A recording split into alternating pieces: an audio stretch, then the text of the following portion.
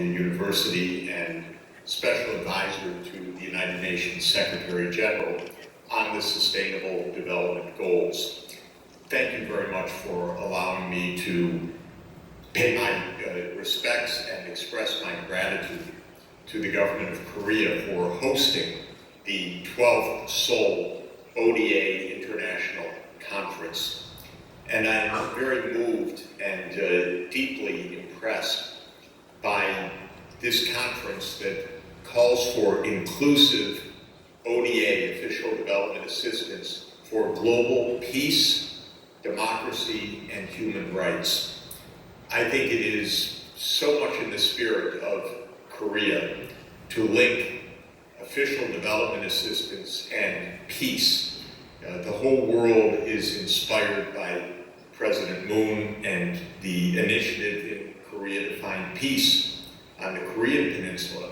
And I know how much Korea as a country and the wonderful leaders of Korea are committed to finding peace globally.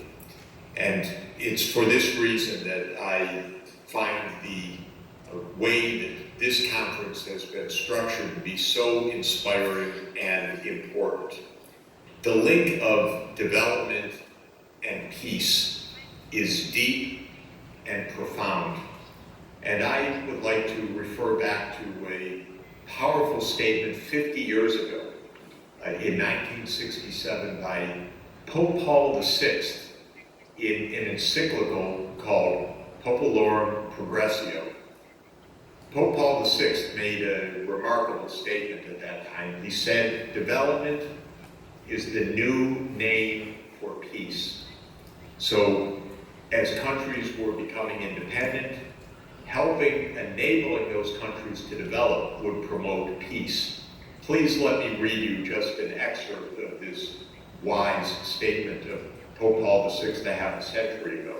He said that extreme disparity between nations in economic, social, and education levels provokes jealousy and discord, often putting peace in jeopardy. He said, we have to devote our attention to the situation of those nations still striving to advance.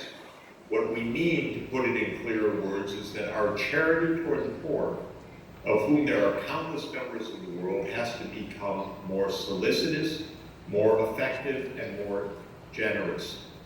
He went on to say, when we fight poverty and oppose the unfair conditions of the present, we are not just promoting human well-being, we are also furthering man's spiritual and moral development, and hence benefiting the whole human race. His point that by promoting development, we promote peace is very much embodied in the Agenda 2030 and the Sustainable Development Goals, for which the whole world can express gratitude to Korea and Secretary General Ban Ki-moon for helping to bring about. When we look 50 years after Pope Paul VI's powerful statement that development is the new name for peace, we find in Agenda 2030 a very clear statement. It says, we are determined to foster peaceful, just, and inclusive societies which are free from fear and violence.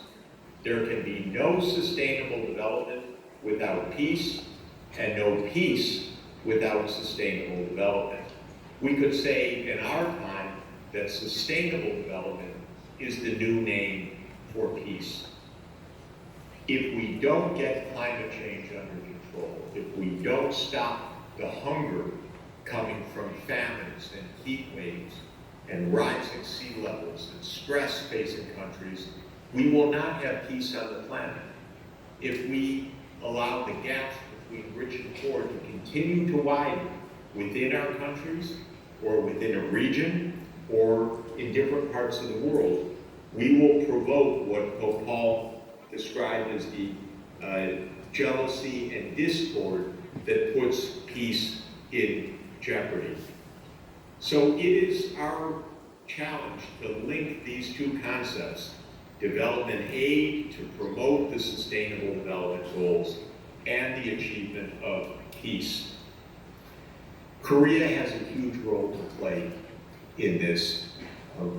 A country of profound success in achieving economic advancement during the past half-century, a country that knows the disaster of war and division and that is striving for peace today, a country that is in the vanguard of the cutting-edge technologies in the world, such as information technology, connectivity, smartphones, the use of the internet, that are central for achieving sustainable development. So I know that Korea and wonderful agency COICA have a huge, positive, enormously important role to play in the world in achieving the SDGs and thereby in promoting peace.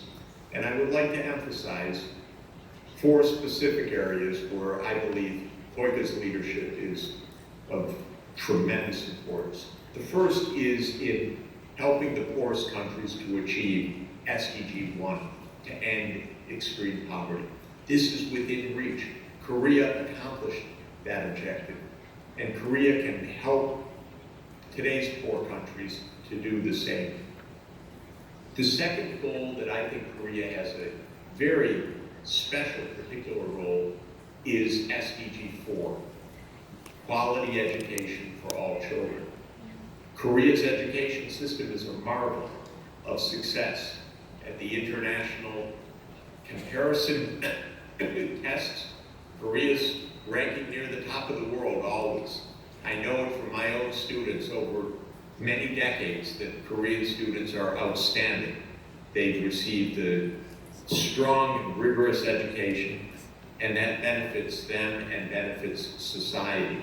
We know that education is the key for individuals to be able to reach their potential, to contribute, to have decent jobs, to live with the well-being that we're all striving for.